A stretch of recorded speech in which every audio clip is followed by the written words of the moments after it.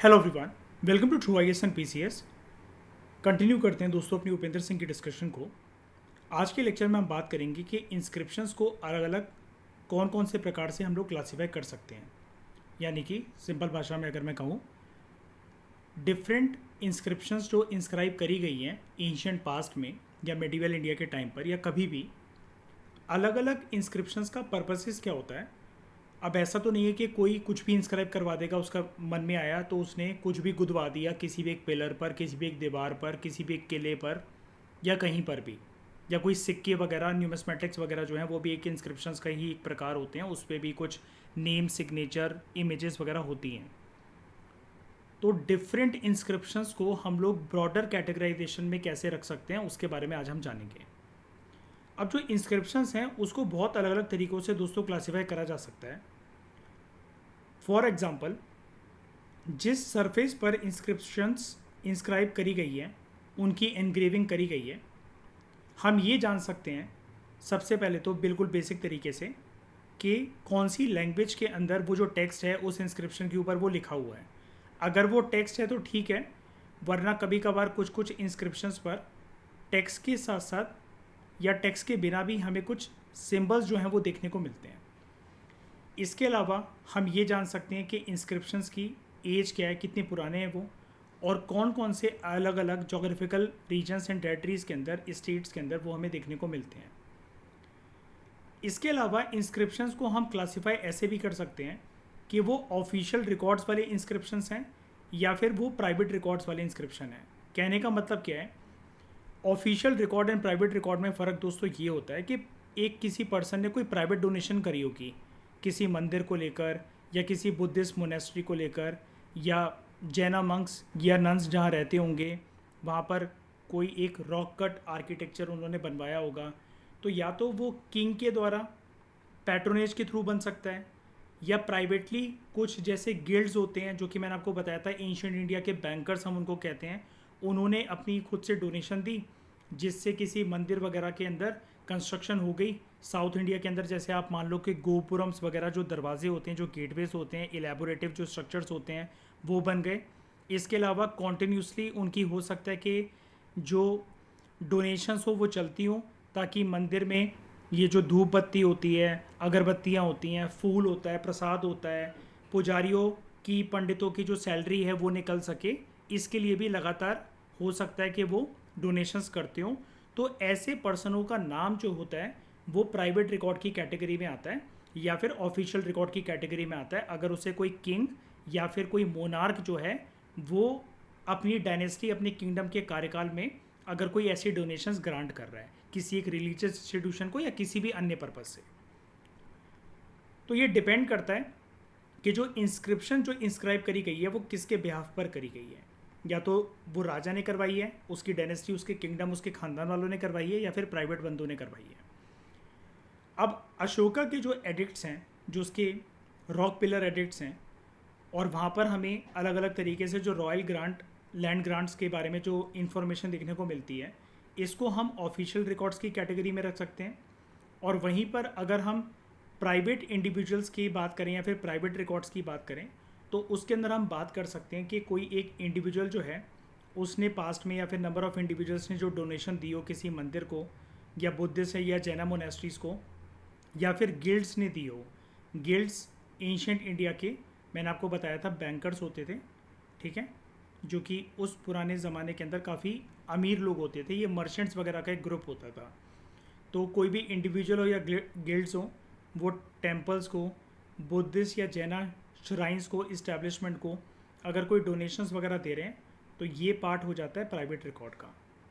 इसके अलावा और भी अन्य प्रकार हैं जिसके बेसिस पर हम इंस्क्रिप्शंस को क्लासीफाई कर सकते हैं। इंस्क्रिप्शंस को क्लासीफाई उनके कंटेंट और उनके पर्पस के बेसिस पे भी करा जा सकता है। अब कंटेंट और पर्पस के बेसिस पर अगर हम इंस्क्रिप्शन को क्लासीफाई करें तो 3 नाम निकल कर आते हैं यहाँ पर, जो कि आपको पता होने चाहिए। डोनेटिव इंस्क्रिप्शन, तो नाम से ही पता लग रहा है कि किसी ने कोई डोनेशन दी है किसी भी पर्पस के लिए। जो ये डेडिकेटिव इंस्क्रिप्शन जो है, प्लस जो कोमेमोरेटिव इंस्क्रिप्शन जो है, ये आपको पता होनी चाहिए। डोनेटिव तो चलो नाम से ही पता लग जा रहा है कि डोनेशंस को बोला जा रहा है, लेकिन व्हाट इज़ दिस डेडिकेटिव इंस्क्रिप्शन। दोस्तों जो डेडिकेटिव वर्ड होता है, सबसे पहले आपको इसका मीनिंग पता होना चाहिए कि what do we mean by the term dedicative. जो डेडिकेटिव वर्ड है उसका मतलब भी एक प्रकार से डोनेशन ही होता है या कोई गिफ्ट होता है। तो अगर डोनेशन ही अगर इसका मतलब होता है तो फिर हम इसको डोनेटिव इंस्क्रिप्शन ना बोलकर डेडिकेटिव एक नए टर्म क्यों दे रहे हैं इंस्क्रिप्शन के लिए। डोनेशन देखो दोस्तों किसी भी प्रकार से कहीं पर भी करी जा सकती है, ज़रूरी नहीं है कि वो रिलीजियस पर्पस के साथ जुड़ी हो।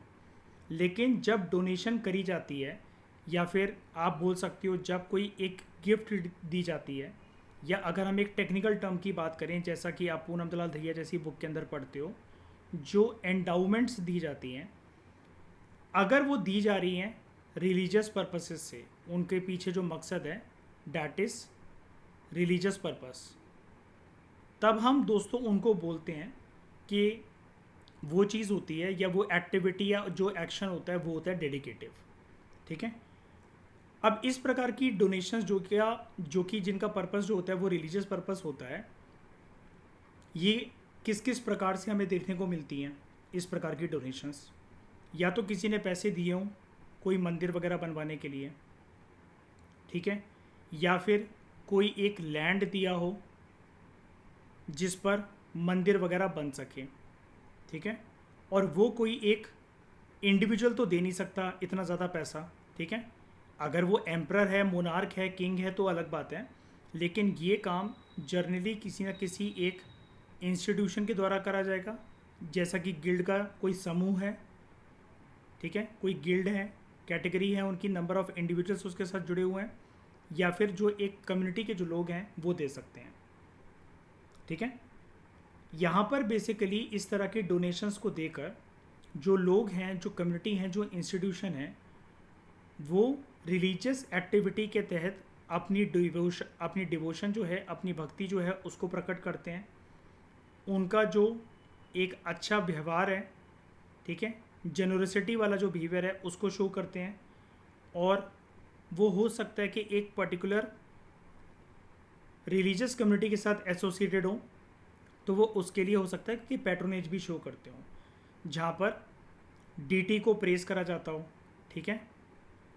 और उसी इंस्क्रिप्शंस के बेसिस पर हम ये बोल सकते हैं कि डोनर्स वगैरह का जो नाम है या फिर जितने भी इंडिविजुअल्स ने, चाहे वो गिल्ड्स हो या फिर कोई मोनार्क हो या फिर कोई कम्युनिटी हो या रिलीजियस इंस्टीट्यूशंस के लोग हों या जो उसके पैट्रोनाइजर्स हों, जिसने भी जिस भी तरीके की डोनेशंस करी हुई हैं रिलीजियस पर्पस के लिए, अगर वो किसी एक हार्ड सरफेस पर इंस्क्राइब्ड हैं तो ऐसी इंस्क्रिप्शंस को दोस्तों हम बोलते हैं डेडिकेटिव। ठीक है। पहले मुझे बताओ फ़र्क समझ में आ गया कि डोनेटिव इंस्क्रिप्शन और डेडिकेटिव इंस्क्रिप्शन में फ़र्क क्या है? जल्दी बोलो, क्लियर है? ठीक है। अब अगली तरह की जो इंस्क्रिप्शन होती है डैट इज़ कोमेमोरेटिव। कोमेमोरेटिव या ये जो वर्ड जहाँ से निकला है जिसको हम डिक्शनरी मीनिंग में पढ़ते हैं कोमेमोरेशन। कोमेमोरेशन वर्ड का ये मतलब होता है कि जब आप किसी एक पर्टिकुलर इवेंट को जिसकी कोई ना कोई एक भूमिका होती है, ठीक है, उसकी कोई ना कोई एक सिग्निफिकेंस है, अगर आप उसको हाईलाइट कर रहे हो तो वो इंस्क्रिप्शन कहलाती है या वो चीज़ कहलाती है एज कोमेमोरेशन, या अगर वो इंस्क्रिप्शन की फॉर्मेट के अंदर है तो वो कोमेमोरेटिव इंस्क्रिप्शन कहलाती है। ये इंस्क्रिप्शंस जनरली इंस्क्राइब करी जाती थी ऑनर करने के लिए किसी एक पर्सन को, उस पर्सन के साथ जुड़े होंगे कोई ना कोई घटनाक्रम, कोई ना कोई एक इवेंट जिसकी हिस्टोरिकल सिग्निफिकेंस होगी, ठीक है, इन सब चीज़ों के लिए दी जाती थी। अगर आपको कोमेमोरेटिव इंस्क्रिप्शन को समझना है तो आप इसके लिए जो ये प्रशस्तिज होती हैं, ठीक है, जैसा कि प्रयाग प्रशस्ति, आप उसको भी एक कोमेमोरेटिव इंस्क्रिप्शन मान सकते हो, क्योंकि वहाँ पर जो भी कोर्ट पोएट्स होते थे राजाओं महाराजाओं के, अगर कोई इंस्क्रिप्शन प्रशस्ति की फॉर्मेट के अंदर है, अब इंस्क्रिप्शन के अंदर तो कभी भी नहीं लिखा जाता कि वो प्रशस्ति है, लेकिन वो प्रशंसा इतनी भयंकर तरीके से करी जा रही है, इतने ज़्यादा एग्जैजरेटेड वर्ड्स है उसके अंदर बड़ा चढ़ा कर कि ये राजा है, चारों दिशाओं का राजा था, इसने उत्तर भारत में 11 राजाओं को हराया, दक्षिण भारत के राजा इसके घुटने टेकने चले आए। तो हमें देखने को मिलता है कि यार ये चीज़ तो सिर्फ इस पत्थर पर, इस दीवार पर, इस मॉन्यूमेंट पर, इस पिलर पर लिखी जा रही है। हिस्टोरिकल रिकॉर्ड तो हमें ऐसा कुछ भी नहीं बताते।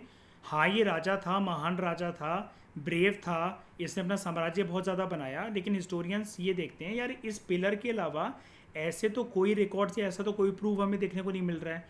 तब जाकर हिस्टोरियंस एक नाम यूज़ करते हैं कि ये प्रशंसा कुछ बहुत ही ज़्यादा अधिक मात्रा के अंदर हो रही है। इसके अंदर जो वर्ड्स हैं बहुत ही ज़्यादा बढ़ा चढ़ाकर एग्जैजरेटेड वे में यूज़ हो रहे हैं। एग्जैजरेटेड का मतलब होता है बड़ा चढ़ाकर किसी बात को बोलना, ठीक है। तो जो प्रशस्तिस हैं उसकी जो कोड पोएट्स के द्वारा लाइन ही जो शुरू होती है वो ऐसे ही होती है कि राजा महाराजाओं को टॉप नॉच लेवल पर दिखाना। और ये ऐसा क्यों करते थे कोड पोएट्स? ताकि वो कोड पोएट्स बरकरार रहें उनके दरबार में राजाओं महाराजाओं के, और उनको गिफ्ट्स एंड ग्रांट्स मिले, कोई ज़मीन वगैरह मिल जाए, ख़ानदान जो है उसका भला हो जाए, कल को उनके बच्चे भी इनके यहाँ कुछ ना कुछ काम पर अच्छी पोस्ट पर लग जाएं, इस वजह से ऐसा करा जाता था। तो यहाँ तक आपको दोस्तों बात अच्छे से समझ में आ गई होगी। ये मेजरली कंटेंट एंड पर्पस के बेसिस पर 3 तरह की कौन कौन सी इंस्क्रिप्शंस होती हैं। फॉर एग्जांपल, अगर हम इन इंस्क्रिप्शंस को बिल्कुल जेन्युइन एग्जांपल्स के साथ समझें तो हम बात कर सकते हैं यहाँ पर लुम्बिनी पिलर इंस्क्रिप्शन की। Where is Lumbini? नेपाल में। कौन से हिस्टोरिकल इवेंट के साथ ये जगह एसोसिएटेड है?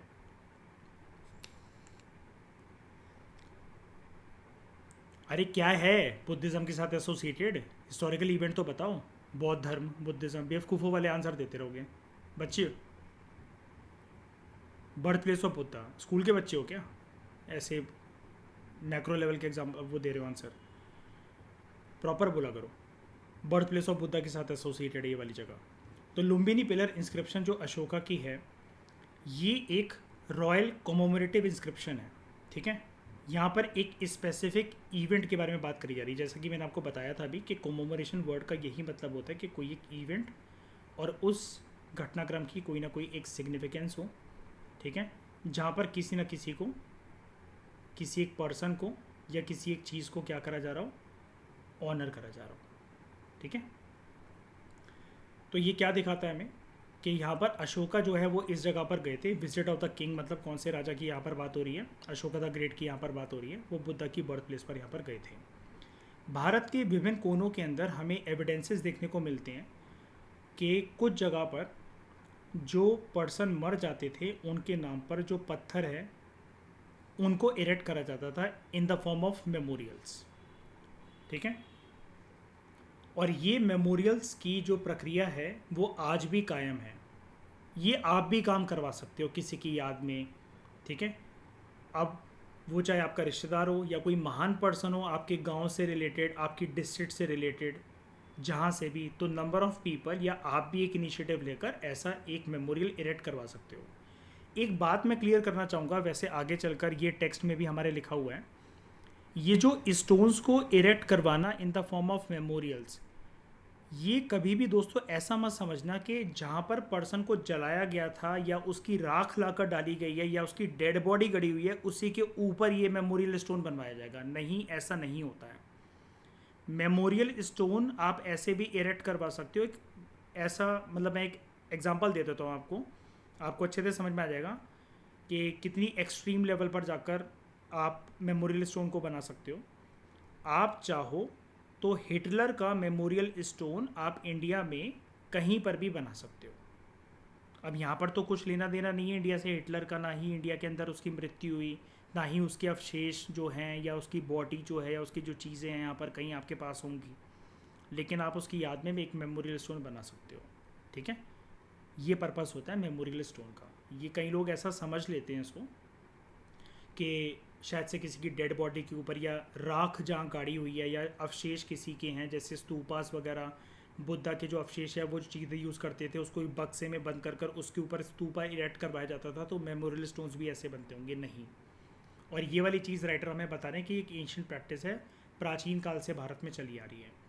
तो इस प्रकार के भारत के अलग अलग कोनों में हमें हज़ारों की संख्या के अंदर मेमोरियल स्टोन्स देखने को मिलते हैं। ज़रूरी नहीं है, देखो आगे ना ये वाली लाइन, ज़रूरी नहीं है हो भी सकता है कि they are connected with burials, लेकिन वहाँ पर वो डेड बॉडी गड़ी होगी या उसकी राख होगी उस पर्सन की, या जो चीज़ें वो यूज़ करते होंगे उसी के ऊपर वो बनाई गई होगी। ऐसा नहीं होता है, उसकी याद में भी, एक मेमोरी में भी बनाई जा सकती है वाली चीज़। इसलिए हम इसको मेमोरियल्स बोलते हैं। जो कोई पत्थर इरेक्ट करा जाता है किसी की मेमोरी में, किसी की याद में, इसलिए हम इसको अंग्रेज़ी में मेमोरियल बोलते हैं। ओके, अब कुछ ऐसी इंस्क्रिप्शंस में या ऐसे मेमोरियल स्टोन्स के अंदर आपको स्कल्प्टेड सीन्स देखने को मिलते हैं। वो रियलिस्टिक भी हो सकते हैं, सिम्बॉलिक भी हो सकते हैं, और दूसरों के अंदर कुछ आपको इंस्क्रिप्शंस देखने को मिलती हैं। अब जैसे रियलिस्टिक या सिम्बॉलिक का मतलब ये है, सांची के जो सांची स्तूपा के जो 4 गेटवेज हैं, ठीक है, मतलब मैं आपको यहाँ पर कोई मेमोरियल स्टोन नहीं बता रहा हूँ, एक बात बता रहा हूँ। ये रियलिस्टिक और सिम्बॉलिक स्कल्प्टेड सीन्स को समझाने के लिए एक एग्जांपल दे रहा हूँ। सांची स्तूपा के जो 4 गेटवेज हैं, वहाँ पर गेटवे पर जो पैनल्स हैं वो कार्व हो रखे हैं। उसके अंदर कुछ एनिमल्स की, मंकीज़ की, एलिफेंट वगैरह की जो कहानियाँ हैं वो देखने को मिलती हैं। तो वो कहानियाँ बुद्धा के साथ कैसे कनेक्टेड हैं? बुद्धा के प्रीवियस बर्थ की कहानियाँ हैं, और उन बुद्धा के लाइफ की प्रीवियस बर्थ की कहानियों को हम लोग क्या बोलते हैं? Famously it is known as Jataka कथाएँ, जातक स्टोरीज, राइट।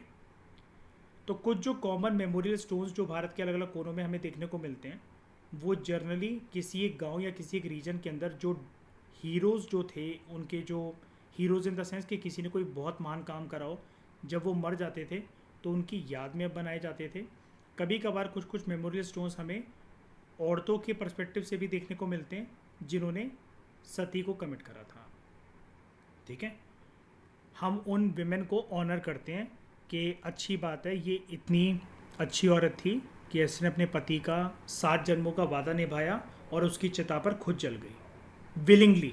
सती हमेशा ऐसा नहीं होता था कि ज़बरदस्ती किसी को धकेल दिया जाता था, बहुत सारी औरतें इसको विलिंगली भी एक्सेप्ट करती थी। मैंने आपको एक चीज़ बताई थी ना, हमेशा जो मैं आपको बताता रहता हूँ, सोशल इन इक्वालिटीज़ या सोशल डिफरेंसेस अगर बड़े लंबे समय के लिए प्रैक्टिस करे जाए, they appear as natural inequalities and natural differences. सामाजिक रूप से जो चीज़ें समाज के अंदर रीति रिवाजों का रूप ले लेती हैं या एक प्रचलन का रूप ले लेती हैं, कि वो रिचुअल्स की फॉर्म में या कुछ प्रैक्टिसेस की फॉर्म में खिंची चले जा रही हैं, ज़माना बीत रहा है, वक्त बीत रहा है, जनरेशन्स बीत रही हैं, तो कुछ टाइम के बाद लोगों को ये लगता है कि शायद से ये चीज़ भगवान के द्वार से बनकर आ रखी है, तो हमें इसको मानना चाहिए। सामाजिक रूप से सती सिस्टम जो था, सामाजिक रूप से बता रहा हूँ, वो लोगों की नज़रों में एक लीगलाइज सिस्टम था। इसलिए हम मॉडर्न इंडियन हिस्ट्री में देखते हैं, जब अंग्रेज़ों ने इसको रोकने की कोशिश करी थी तो बहुत सारे जो हिंदू लोग थे वो चिढ़ गए थे इस चीज़ से कि अंग्रेज़ आकर हमारे धर्म के अंदर हस्तक्षेप करने की कोशिश कर रहे हैं, इंटरफेयर करने की कोशिश कर रहे हैं। उनको ये समझ में नहीं आ रहा था, लोगों को जो विरोध कर रहे थे अंग्रेज़ों के इस अच्छे एक्ट को, कि वो रोकने की कोशिश कर रहे हैं। लेकिन कुछ जो लोग थे उनको ये लगा कि ये जो रोकने की जो प्रक्रिया है पूरी की पूरी अंग्रेज़ों के द्वारा जो करी जा रही है, ये और कुछ नहीं है, हिंदू धर्म के अंदर खिलवाड़ करने की रणनीति है इनकी। लोग, क्या होता है, ह्यूमन साइकोलॉजी ऐसे वर्क करती है कि जो चीज़ बड़े लंबे समय तक चली आए आप उसको सही मानने लग जाते हो। जैसे अंग्रेज़ आकर हमसे क्या बोलते थे कि यू आर बारबेरियन, तुम तो जंगली लोग हो, तुम तो काली बिल्ली रास्ता काट जाए तो अपनी स्कूटी और बाइकें मोड़ लेते हो, तुम मंगलवार को नाखून नहीं काटते हो, बाल नहीं कटवाते हो, मंगलवार को तुम चिकन नहीं खाते हो, बाकी पूरा हफ्ता मुर्गे पे मुर्गे आप काटते रहते हो।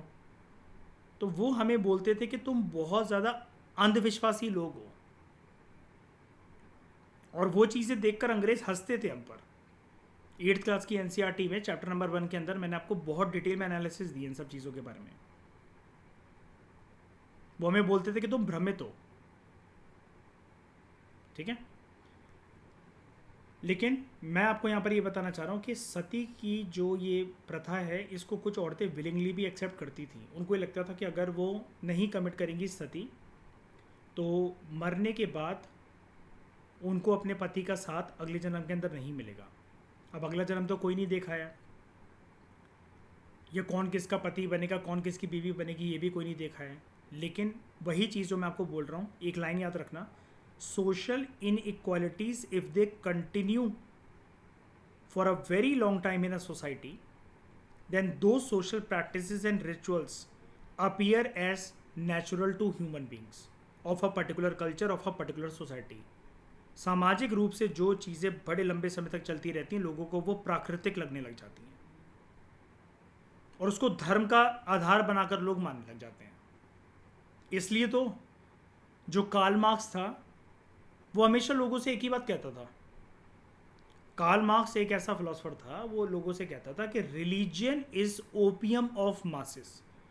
लोगों को अगर आपको बेवकूफ़ बनाना है, भटकाना है, कोई भी काम करना है, उनको दारू की बोतलें मत बांटो, सिगरेट मत दो, हुक्का मत दो, बीड़ी मत दो, ना ही चरस गांजा दो, उनको धर्म पकड़ा दो। वही उनके लिए सबसे बड़ा ओपियम है, वही उनके लिए सबसे बड़ी चरस है। But there are other kinds of inscriptions as well, other kinds of stone जो मेमोरियल इंस्क्रिप्शंस हैं वो भी होते थे।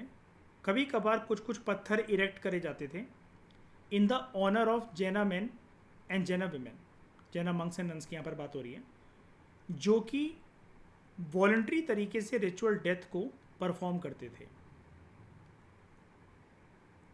अब मुझे बताओ, रिकॉल करो ज़रा अपनी फाउंडेशन कोर्स की क्लासेस से, चंद्रगुप्त मौर्य ने क्या करा था? चंद्रगुप्त मौर्य की मृत्यु कैसे हुई थी बताओ?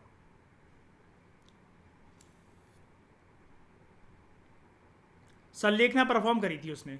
संलेखना क्या होती है? मेडिटेशन करने का आपका दृढ़ संकल्प जिसमें आप फिर कभी नहीं उठोगे। आपको उसके बाद अपना शरीर त्यागना है। कौन ले गया था कन्विंस करके चंद्रगुप्त मौर्य को, और कहां ले गया था?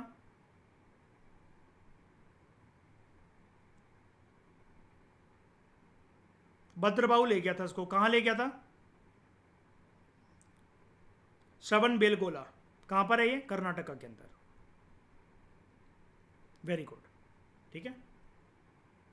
तो कुछ जो ऐसे जैना मंक एंड नन जो हुआ करते थे, अच्छा ये जो वो था भद्रबाहु, ये जैना मंक था या बुद्धिस्ट मंक था?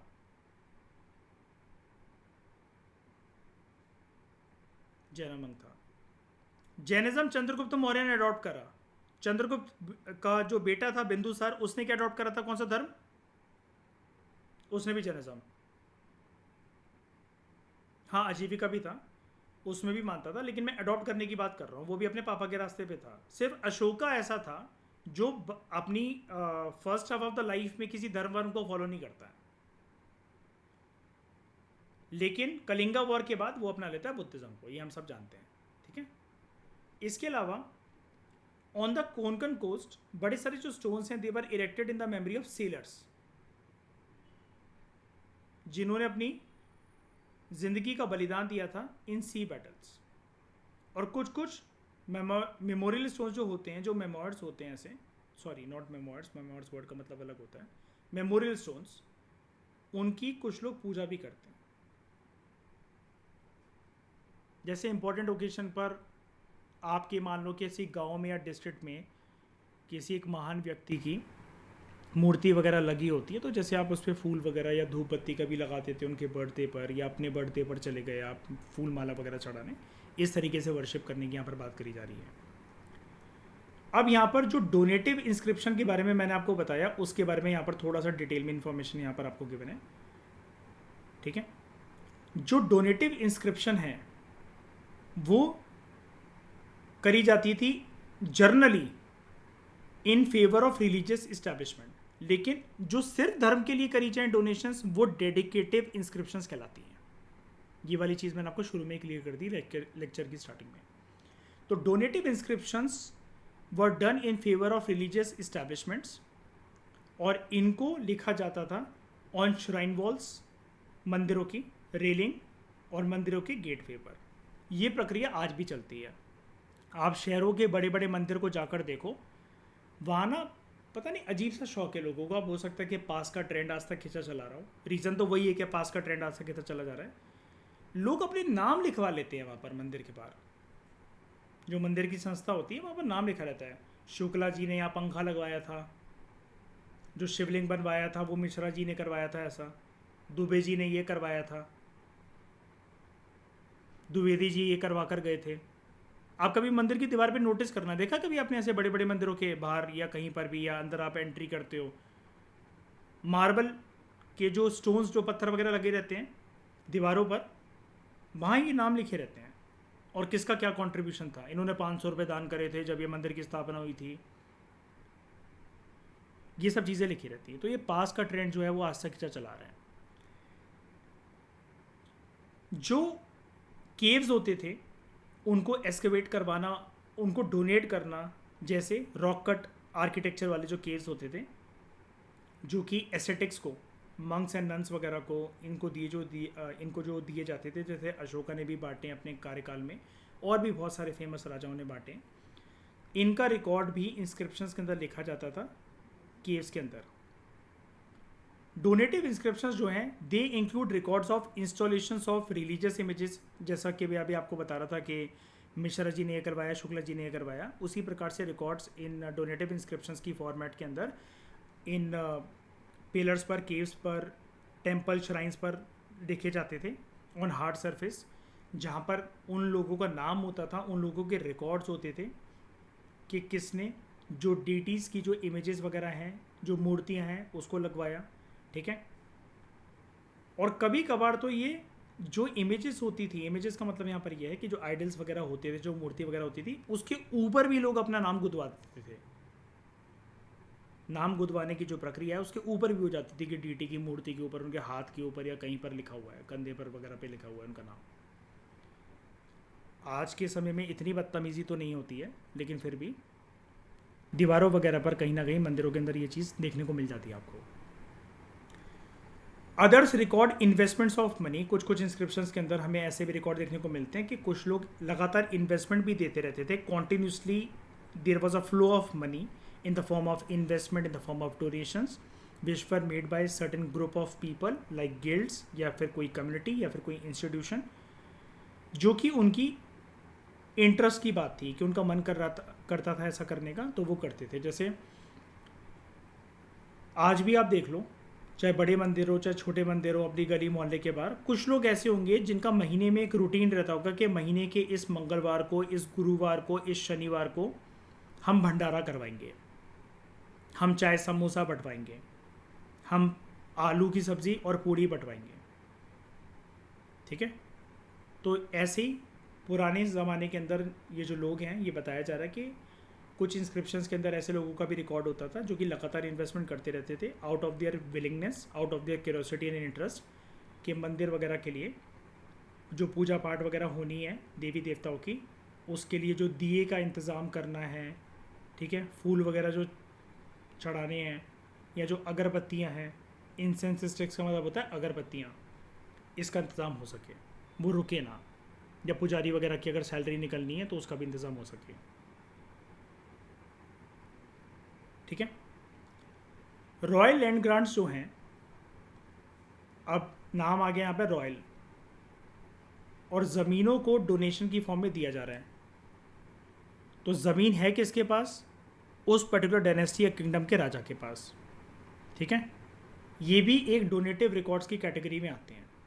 तो इसलिए मैं आपको बता रहा था डोनेटिव रिकॉर्ड्स, और यहाँ पर जो दूसरा टर्म आपको गिवन था डेडिकेटिव रिकॉर्ड्स, इनके बीच में फ़र्क ये है कि dedicative are only meant for religious activities, but donative किसी भी फॉर्म की डोनेशन के लिए हो सकती है। हालांकि ऊपर वाला जो पैराग्राफ है आपको ये जो डोनेटिव इंस्क्रिप्शन को समझाते समझाते पूरा का पूरा रिलीजियस पर्सपेक्टिव देकर चला गया, लेकिन इस पैराग्राफ में आप समझोगे कि डोनेटिव और डेडिकेटेड इंस्क्रिप्शंस में क्या फ़र्क होते हैं। रॉयल लैंड ग्रांट्स जो हैं वो भी एक डोनेटिव रिकॉर्ड्स का ही पार्ट है इंस्क्रिप्शंस की फॉर्मेट के अंदर। हज़ारों की संख्या में हमें इस तरीके की भी इंस्क्रिप्शंस देखने को मिलती है, कुछ पत्थरों के ऊपर गुदी हुई है और कुछ कॉपर प्लेट्स के ऊपर गुदी हुई है। कॉपर प्लेट्स वाली जो प्रक्रिया है वो जर्नली हमें मेडिवल टाइम पीरियड के अंदर देखने को मिलती है, ठीक है। तो most of them record grants जो कि राजा महाराजा देते थे उनके बारे में रिकॉर्ड यहाँ पर होता था, ब्राह्मणों को जो मिलती थी और रिलीजियस इस्टेब्लिशमेंट्स वगैरह को जो दी जाती थी, ज़मीन वगैरह दान में दे दी। कुछ जो पुराने स्टोन इंस्क्रिप्शंस हैं वो ये भी बताते हैं कि लोगों को ऐसे भी लैंड मिलते थे जहाँ पर उनको बोला जाता था आप ये ज़मीन रख लो लेकिन आपको टैक्स बिल्कुल भी नहीं देना है। और ये 1st सेंचुरी सी से रिलेटेड ऐसे स्टोन इंस्क्रिप्शंस हमें मिले हैं नासिक के अंदर, which are related to Satavahana kings and Kshatrapa kings. सबसे पुरानी कॉपर प्लेट ग्रांट जो है इसका जो पुख्ता सबूत हमें देखने को मिलता है वो 3री शताब्दी के अंदर देखने को मिलता है हमें।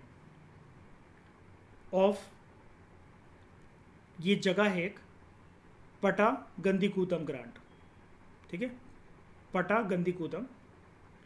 और ये कॉपर प्लेट जो दान में दी गई थी वो इश्कवाकू राजा एहलावा चंटामूला के द्वारा दी गई थी। ये जो पटागंदी गूदम जो है ये एक जगह है जो कि पहले आंध्र प्रदेश में हुआ करती थी, लेकिन 2014 में जब ये विभाजन हुआ इस स्टेट का तो आज के समय में ये जगह तेलंगाना के अंदर आता है, ठीक है। ये oldest known copper plate inscription है भारत के अंदर, ठीक है। किसने इसको इशू करवाया था, किसने दिया था ये कॉपर प्लेट एक लैंड ग्रांट की फॉर्म में? इश्कवाकू राजा एलावा चंटाबुला। तो कॉपर प्लेट ग्रांट्स जो हैं वो धीरे धीरे करके बढ़ते चले गए, आगे चलकर उनकी फ्रीक्वेंसी उनके नंबर बढ़ते चले गए in early medieval time period. जैसा कि मैंने आपको बताया ज़्यादातर जो कॉपर प्लेट इंस्क्रिप्शंस जो हैं वो आपको मेडिवल टाइम पीरियड के अंदर देखने को मिलते हैं भारत के अंदर। रॉयल इंस्क्रिप्शंस के अंदर एक जो इम्पॉर्टेंट इंस्क्रिप्शंस आती हैं वो हैं प्रशस्ति, किसी को प्रेज करना। और ये जो इंग्लिश में वर्ड आपके सामने यहाँ पर दे रखा है पेनीजैरिक, पेनीजैरिक का भी सेम मतलब होता है अ पीस ऑफ राइटिंग या स्पीच, इसका डिक्शनरी मीनिंग होता है पीस ऑफ राइटिंग और स्पीच प्रेजिंग समबडी या समथिंग। तो बड़े सारे जो रॉयल इंस्क्रिप्शंस हैं और कुछ प्राइवेट इंस्क्रिप्शंस भी जर्नली उनकी शुरुआत होती है विद प्रशस्ति, जैसा कि मैंने अभी आपको ऊपर एनालिसिस दी। और प्रशस्ति के बारे में तो आप बहुत सारी चीज़ें जानते ही हो कि बड़ा चढ़ाकर राजाओं की तारीफ़ें करना उनके कोड पोइट्स के द्वारा, एग्जैजरेटेड वर्ड्स का इस्तेमाल करके, एग्जैजरेटेड सेंटेंसेस का इस्तेमाल करके। और कुछ जो इंस्क्रिप्शंस हैं एंटायरली वो डिवोट इस बात के ऊपर होती हैं कि वहाँ पर सिर्फ एक ही पर्सन के बारे में बात करी जाएगी। सब्जेक्ट का मतलब है यहाँ पर पर्सन, उनको यूलोजाइज करते हुए। यूलोजाइज का मतलब होता है बड़ा चढ़ाकर किसी की प्रशंसा करना एग्जैजरेटेड वे में। तो इसके कुछ फेमस एग्जाम्पल है हाथी गुफा इंस्क्रिप्शन, जो कि एक प्रकार की प्रशस्ति है ऑफ खरवेला राजा। फर्स्ट सेंचुरी बीसी का ये राजा था ऑफ कलिंगा इन उड़ीसा, ठीक है। और अलाहाबाद प्रशस्ति 4th सेंचुरी की, जो कि प्रशंसा करती है गुप्ता रूलर समुद्रगुप्त की, ओके। तो यहाँ पर एक ही इंस्क्रिप्शन है, नीचे ये जो इसके लिखा हुआ है, ठीक है, ये कुछ टेक्स्ट है। कुछ आपको कॉपर प्लेट वाली इंस्क्रिप्शंस भी देखने को मिल जाती हैं इस तरह की। तो ये पाला पीरियड की इमेज है with donative inscriptions on the base और कॉपर प्लेट इंस्क्रिप्शंस। तो ये जो इंस्क्रिप्शंस हैं दीज बिलोंग टू पाला रूलर्स।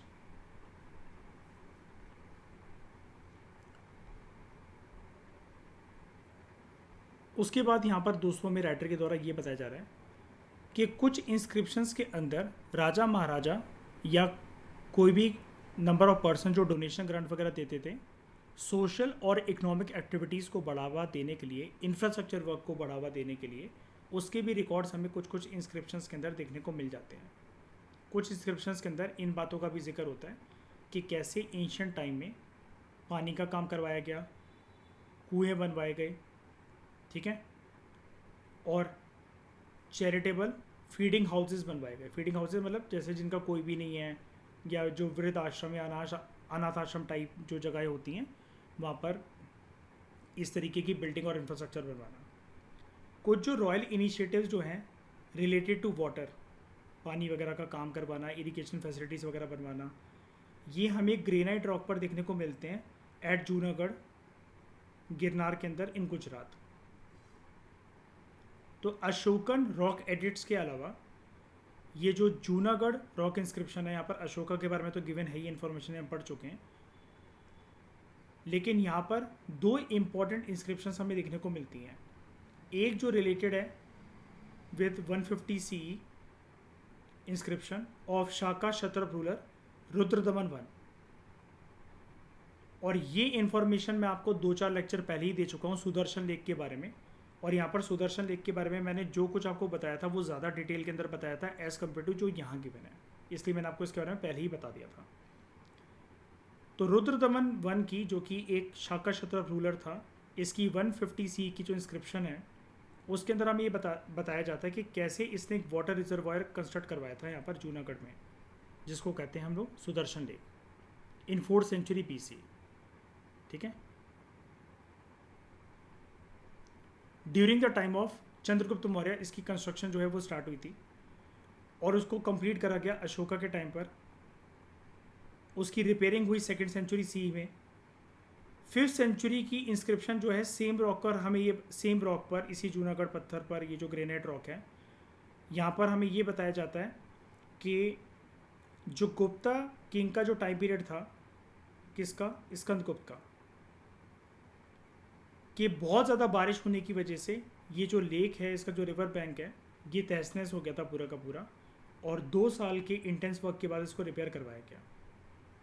तो कुछ इंस्क्रिप्शंस ऐसी भी हैं जहाँ पर हमें बहुत एक्साइटिंग हिस्टोरिकल इवेंट्स देखने को मिलते हैं कि कैसे एक एंशियंट वाटर रिजर्वायर सिस्टम को बिल्ड करवाया जा रहा है, रिपेयर करवाया जा रहा है, और ये बातें लगभग हज़ार साल पुरानी हैं, ठीक है। तो there are other miscellaneous types of inscriptions also, जहाँ पर हमें कुछ नक्काशियाँ वगैरह देखने को मिलती हैं, कुछ पेंटिंग्स वगैरह भी देखने को मिल जाती हैं in the form of graffiti, and which are related to pilgrims और ट्रैवलर्स, ठीक है, जो यहाँ पर आते थे। कुछ रिलीजियस फॉर्मूले वगैरह भी हमें देखने को मिल जाते हैं with respect to astrology, astronomy also, and कुछ राइटिंग्स हमें सील्स के ऊपर भी देखने को मिल जाती हैं। मध्य प्रदेश से कुछ ऐसी भी इंस्क्रिप्शंस मिली हैं जहाँ पर हमें बहुत डिटेल में तो नहीं, लेकिन एक समराइज वर्जन के अंदर संस्कृत ग्रामर के कुछ बेसिक जो रूल्स हैं वो देखने को मिलते हैं इंस्क्रिप्शंस की फॉर्म में। और भारत के अलग अलग कोनों में फुटप्रिंट इंस्क्रिप्शंस भी हमें देखने को मिलती हैं, ठीक है, जहाँ पर हमें एक पेड़ देखने को मिलता है पैरों का, जो कि किसी के अंदर जैसे एक गीला सीमेंट है या कोई गीली ज़मीन है, उसके ऊपर किसी ने कोई पैर रख दिया हो, तो ऐसे एनग्रेव्ड फुटप्रिंट्स हमें देखने को मिलते हैं, जो कि किसी होली मैन के हो सकते हैं, किंग के हो सकते हैं, ठीक है, या फिर किसी भी अन्य पर्सन के हो सकते हैं। हिंदी में हम इनको क्या कहते हैं, चरण पादुकाएँ। तो जैसे चरण पादुका होती है ना, जैसे लोग मानते हैं किसी एक बाबा को, या किसी एक आश्रम में जाके किसी को पूछते हैं, कुछ लोगों के घर में जैसे आसाराम बापू, राम रहीम के चरण पादुकाएँ रखी होती हैं, तो उसी प्रकार से कोई एक फेमस व्यक्ति जो कि एक जगह से रिलेटेड होता है, लोग उसको मानते हैं, सुनते थे। या फिर वो हो सकता है कि अगर हम एक अच्छी बात करें तो कोई एक रिलीजियस कैटेगरी का बुद्धिस्ट, जैना, मंक या नन हो सकते हैं, उनकी चरण पादुकाएँ हो सकती हैं। तो वो भी एक फुटप्रिंट इंस्क्रिप्शन होता है कि भले ही वहाँ पर कोई राइटिंग नहीं है, लेकिन वो चरण पादुकाएँ जो हैं उनकी मान्यता है उस पर्टिकुलर जगह पर रिलेटेड जहाँ पर वो इंस्क्रिप्शंस पाई जाती हैं, ठीक है। तो इस डिस्कशन में दोस्तों फिलहाल इतना ही। Thank you very much for discussion.